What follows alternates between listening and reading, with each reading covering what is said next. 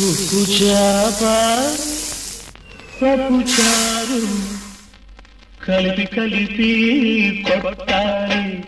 ఉప్పు చేప పప్పు చారు కలిపి కలిపి కొట్టాలి. అలా కొట్టాలంటే ముందు కుక్ చేయడం రావాలి కదా.